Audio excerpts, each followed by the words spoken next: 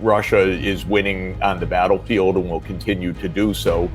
So Trump wants to get out of this. This war could end at any moment. Ukraine needs to declare neutrality. Ukraine needs to cede territories that it's lost. The massive Western propaganda that this is an unprovoked war by Putin because he's an expansionist, militarist, imperialist is phony. Europe is hardly recognizable as a power in the world. It's rather pathetic. When I talk about the great powers of the world, I say it's the United States, Russia, China, and India. I don't include Europe on the list. The whole idea of the BRICS is to say, look, we're in a multipolar world. We have many great powers. No one country, not the United States and nobody else, rules this world. How stupid can they be? I'm talking about America's own narrow interest. To have alienated India in this way is something mind-boggling.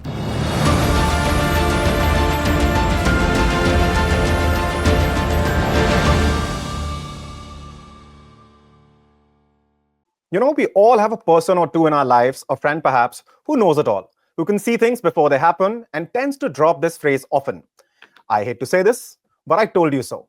The gentleman I'm talking to today told us in detail about the outcome of the Trump-Putin meeting before it happened. And that should tell you why you should watch what I know will be a conversation full of insights. Professor Sachs, forgive me for what was a somewhat unconventional introduction, but honestly, how else does one address a man who can seemingly predict the future without either using an unscientific term or unfairly diminishing someone of your academic stature and experience? Thank you for taking the time, however, to talk to me. It's my pleasure, but believe me, I'm only guessing. We have Donald Trump in charge, so we can't be sure of anything. In that case, especially in these times, that becomes very important. Some sort of direction that we can gauge before things actually happen. Having said that, Professor, my first question to you is, in fact, let's just start by talking about what you said will happen and did happen. Putin flew to Alaska. Maybe the first thought in his head upon touching down in Alaska was, why did Russia sell this massive piece of land, which became a non-contiguous US state, for a paltry sum of a few $1 million? And perhaps that had Russia not sold it to US, it would have been easier to explain Russia's objections to what the collective West tried to do in Ukraine. Now, without going into details of what transpired, as it has been discussed threadbare since then, where do you think things will go from here? I think the United States is pulling back from a war that the U.S. started. The U.S. started this war with NATO expansion and then with overthrowing the Ukrainian government in 2014 in February of that year. I should say participating actively in the overthrow of that government. So the war started 11 years ago. It's gone pretty badly for the Ukrainians, terribly, I would say. Not well for the United States. Russia is winning on the battlefield and will continue to do so.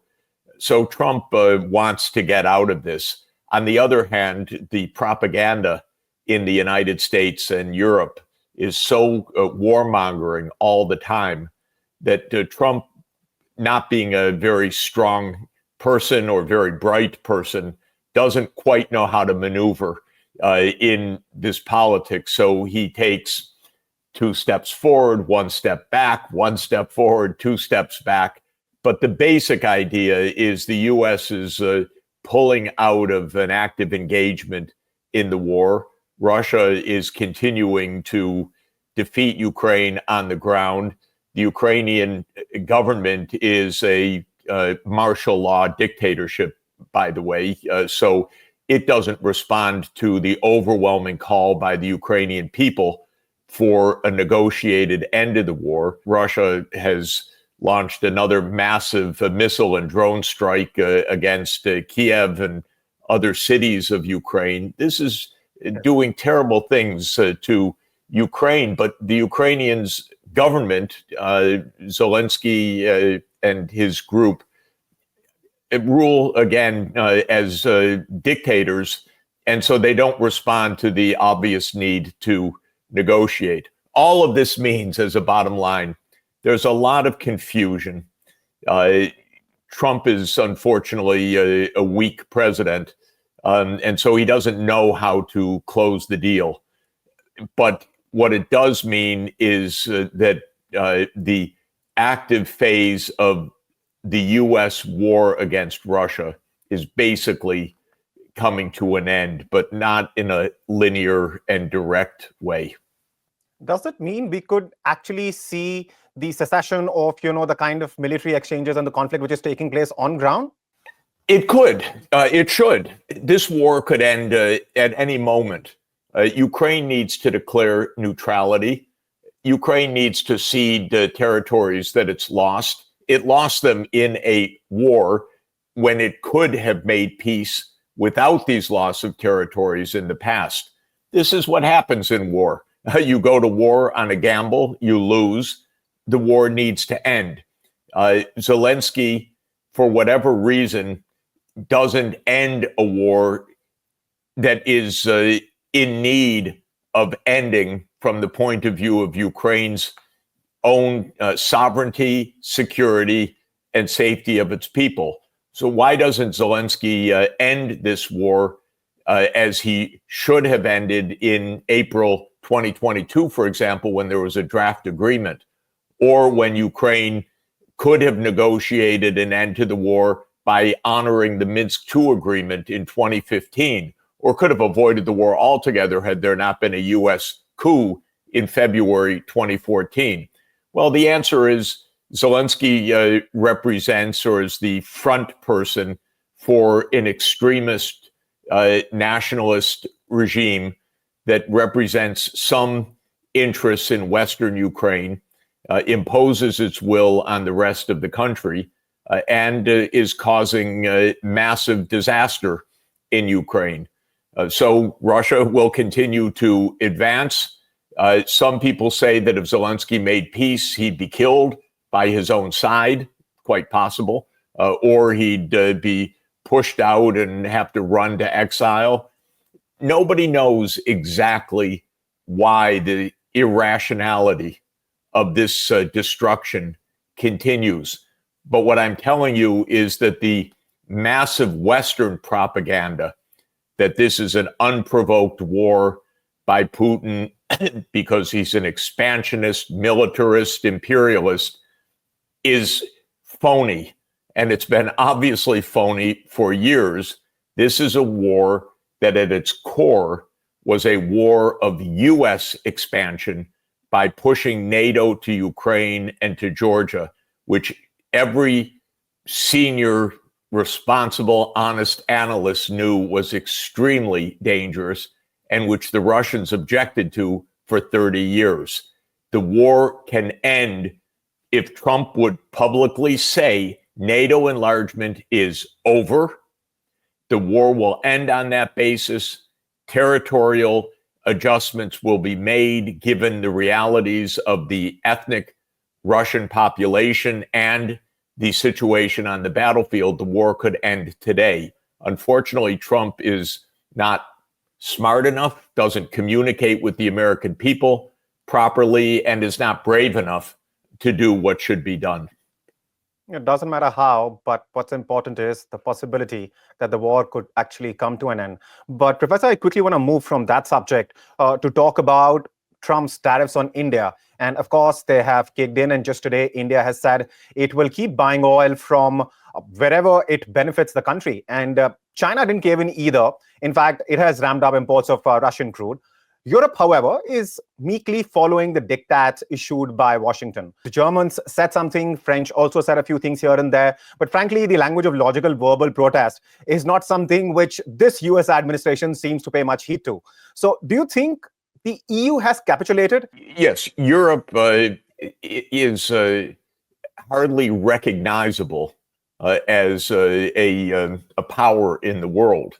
It's rather pathetic and embarrassing and all of the European leaders, Starmer in the UK, Merz in Germany, Macron in France, are deeply unpopular with their own people. They tend to have approval ratings of 25% and disapproval ratings of well beyond 50%. In other words, they are running governments contrary to the public interest and to the public opposition, and yet they keep on their warmongering. Why this is, I have to say, is at some level a mystery. It seems to run counter to gravity that all these politicians would continue a campaign that is antithetical to their own country's interests and own political interests. One hypothesis is that the United States has owned and operated these countries, many of which have U.S. military bases on them and effectively are semi-occupied countries for a long time. I'm not quite sure whether this explains it. I do think the UK is really has delusions still, because every UK prime minister still thinks he's Winston Churchill running the British Empire. So Starmer is just among the most pathetic of them. Why Merz is beyond my understanding. He came into office with some approval, but it's plummeting. And he speaks only of war. Why this is, I don't know. None of them has the intelligence, it seems, to pick up the phone and call President Putin and actually discuss issues. They all run to the United States, or they run to Kiev. They love to get their pictures taken with Zelensky, who, as I said, is a dictator ruling against the interests of his own country. It's frankly hard to understand. When I talk about the great powers of the world, I say it's the United States, Russia, China, and India. I don't include Europe on the list because Europe's not Europe. It's not a power. It's a squabbling, smaller countries, dependent seemingly on the United States and unable to perceive their own collective interest. So this is really surprising to most analysts. When I speak with the other analysts around the world, no one can quite really fathom why Europe is so poorly led right now. Professor, compared to Europe's response, what do you make of India and China, how these two countries have reacted? Very well. And one of the things that I find heartening is that India and China, which have a lot of tensions among themselves, especially originating from Britain, by the way, because it was some junior officer, McMahon, who drew a line on a map to demarcate the Himalayas in a place he never went, actually.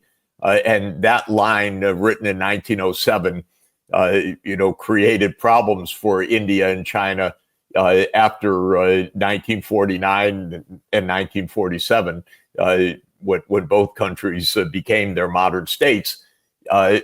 The fact of the matter is, despite these difficulties, these two giants of the world, almost 40% of the world population, two superpowers, need to have close relations, need to get along, and have an overwhelming common interest.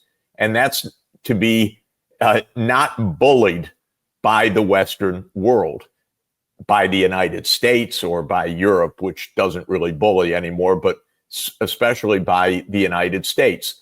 The whole idea of the BRICS is to say, look, we're in a multipolar world.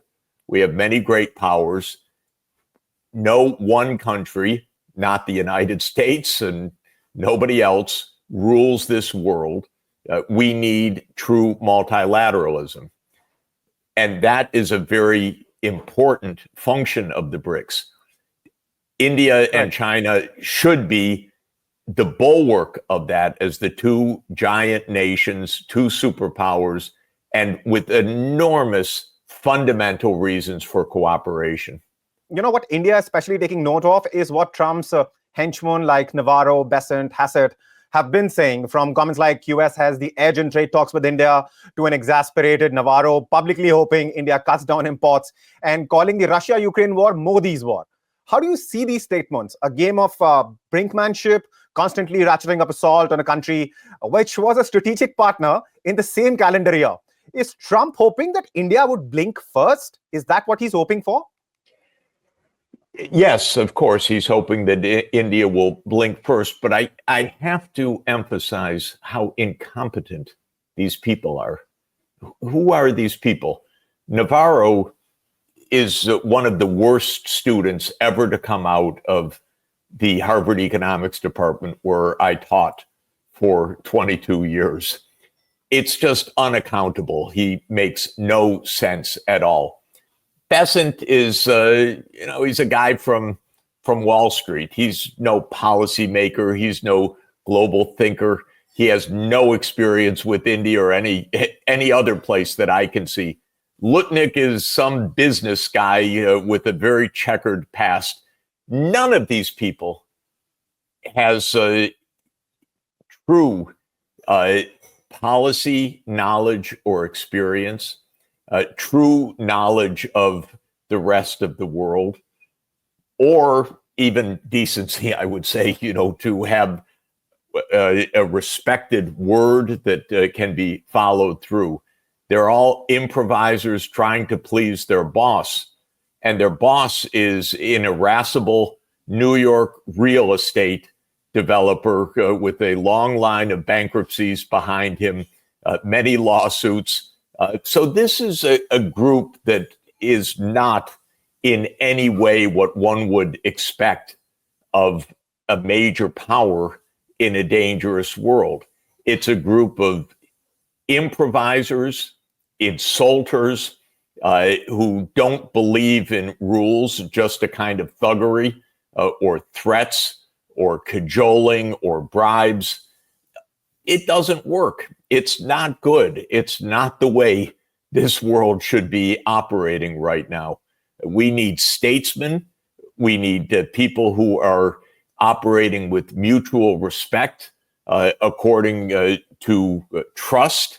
But we have none of that from the U.S. side right now.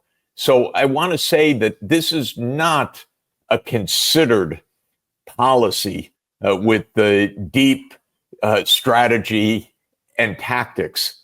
This is a kind of improvisation by amateurs who have the control over a powerful military and over a $30 trillion economy, but not to America's own interest and certainly not to the stability of the world.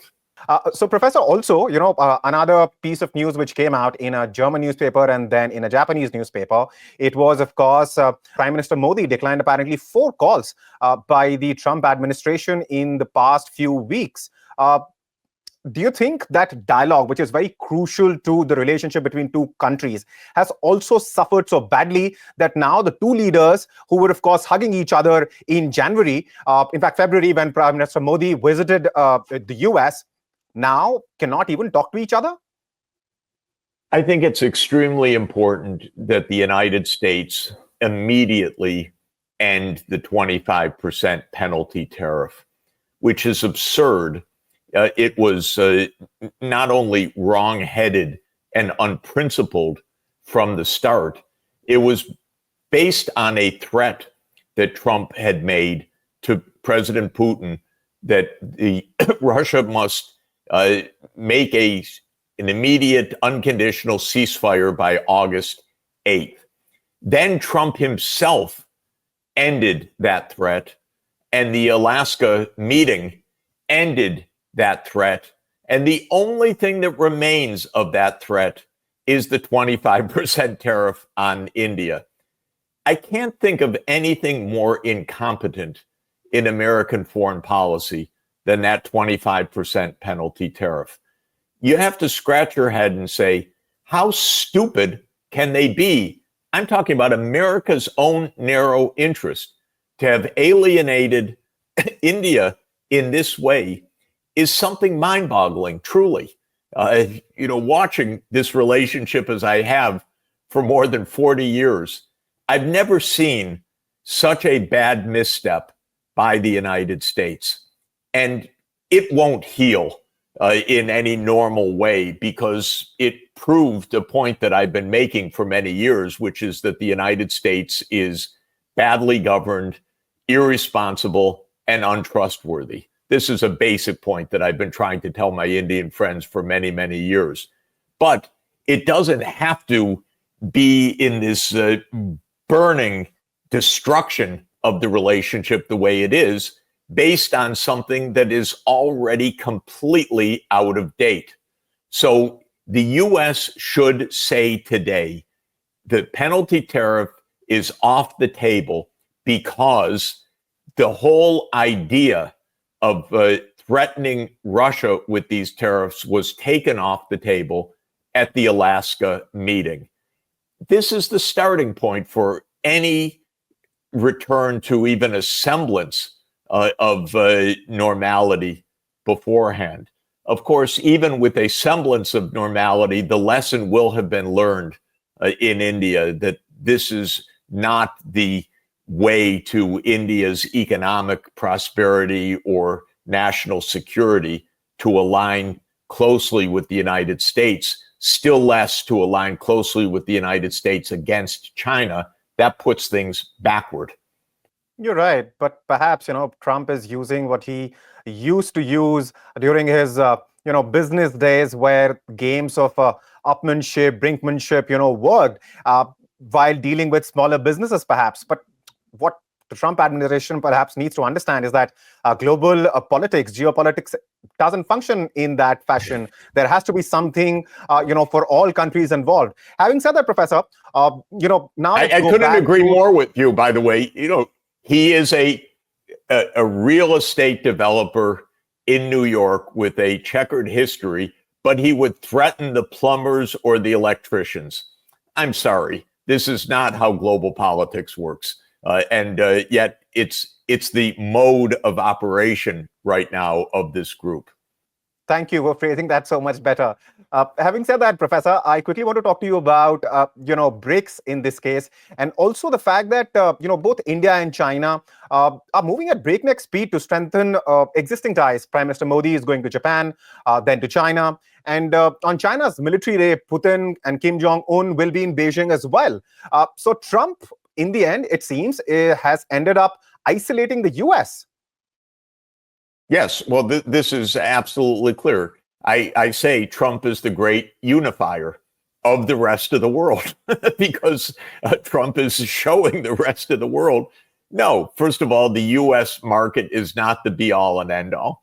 The U.S. market is not the only way to military goods. It's not the only way to artificial intelligence. It's certainly not the only way to a clean energy system. It's not the only way to fast rail. It's not the only way to robotics. It's not the only way to the technology future.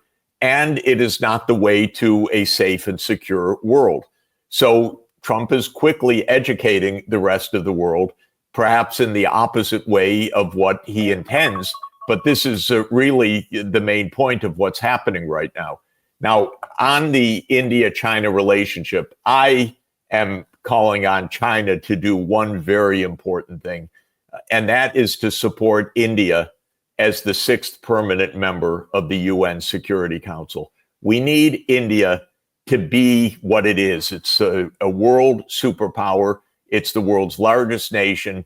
It should be core to the world security system. It should be the permanent member of the UN Security Council. And if China calls for that, it will happen. And so this is what I would really like to see as the two countries get closer together. I don't know how possible that is, Professor, but if China were to do that, then believe you me, the public opinion in India about China will change very rapidly. But Professor, another issue that I want to talk to you about is, of course, what Trump has decided to do with Venezuela. What do you make of his moves? Is he starting another war? Because I was reading an editorial somewhere, and it called Trump's military moves bringing a howitzer to a knife fight. How do you see this? The United States has been trying to overthrow the Venezuelan government for more than 20 years. It's engaged in a number of coup attempts, a number of covert operations.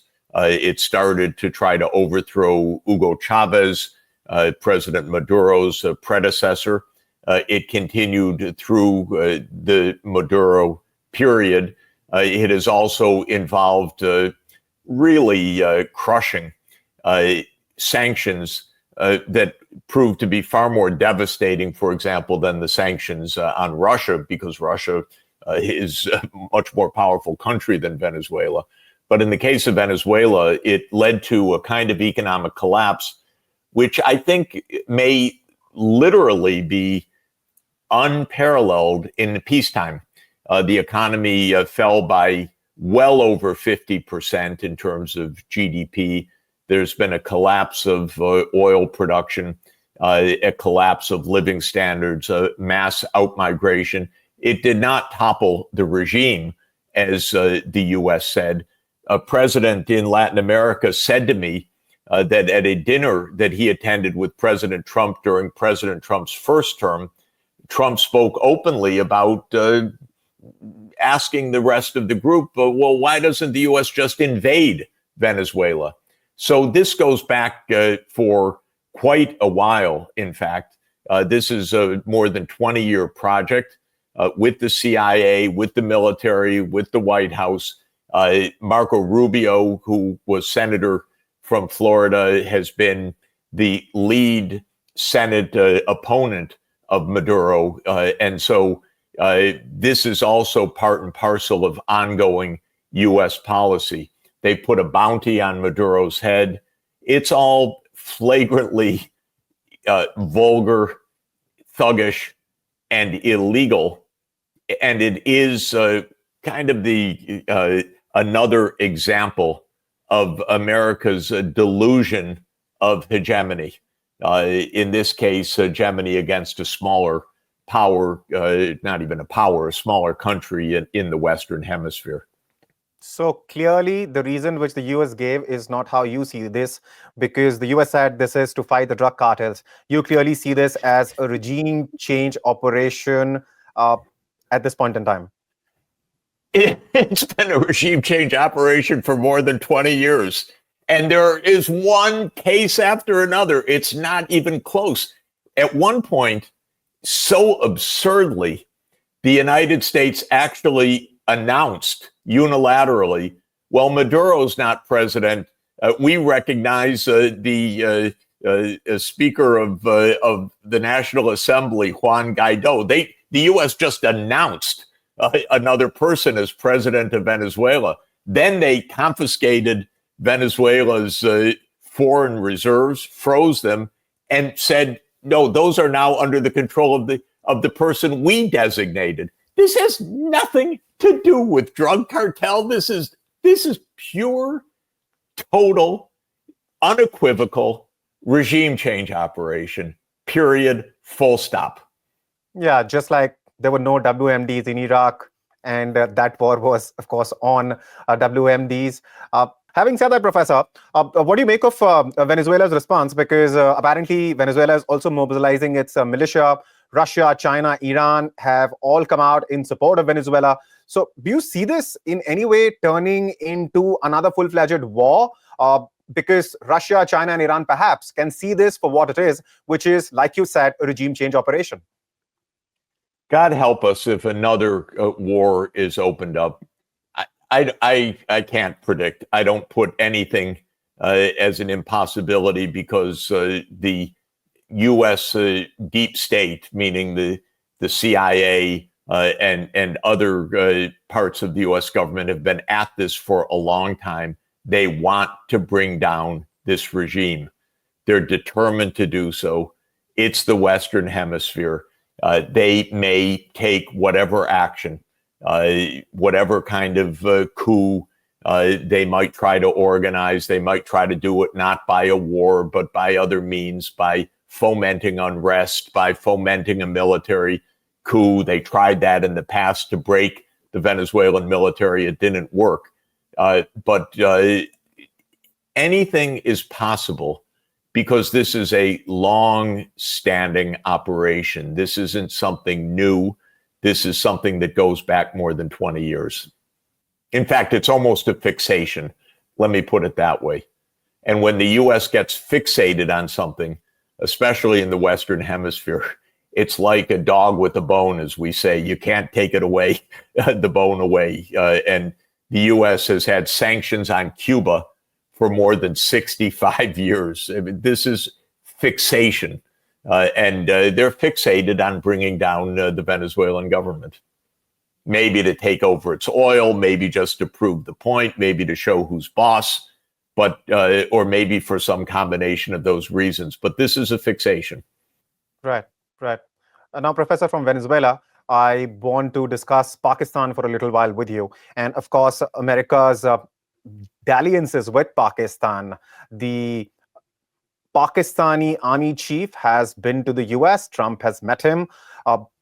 There were news pieces which came out that Prime Minister Modi was also called. Perhaps Trump wanted to put both of them together in a room and perhaps come out as some sort of peacemaker. India, of course, denied any such possibility, and Prime Minister Modi did not go and meet Trump in White House. But having said that, what do you make of America's involvement with Pakistan, especially after the India-Pakistan conflict, Operation Sindoor?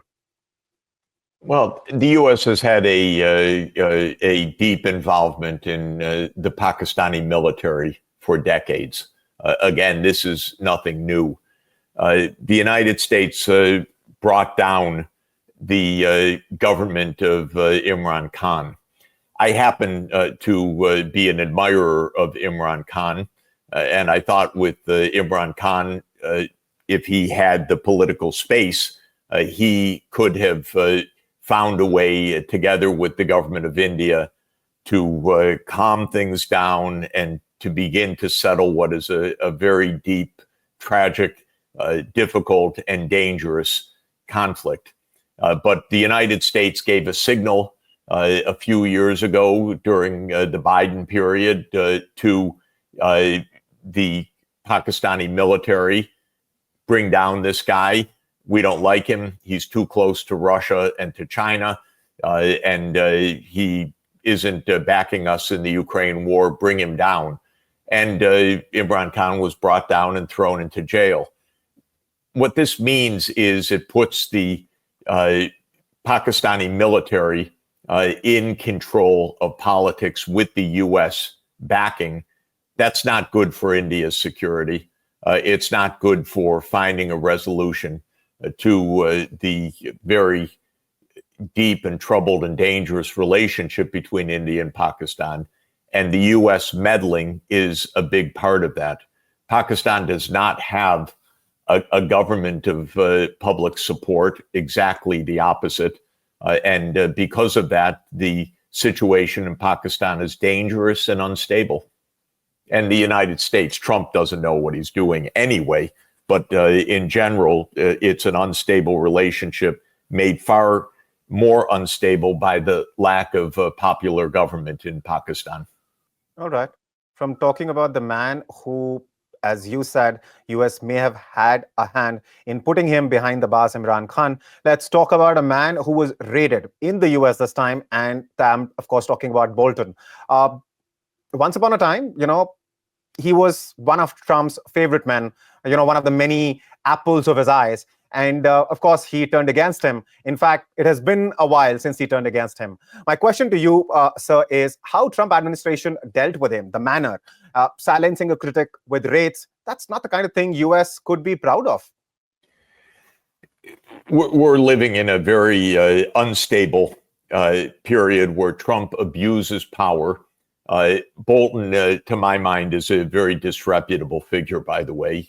So I have no sympathy for Bolton per se in his public career. No, I'm just talking about the principle, of course. I mean, I'm sure you're right. But the principle is absolutely one of abuse of power, abuse of every legal tool.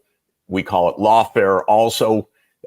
Trump abuses the judicial system, the penal system, the security system, He operates by decree, by diktat, by politicization. And this is partly the case with Bolton. I'm afraid I'm going to have to stop at this point because I'm getting urgently called from abroad. Can I ask you one last question, Professor? Very brief, very brief. I apologize. Sure. And my question to you is, you haven't been very friendly to Trump administration either. Do you worry about an action of similar nature against you?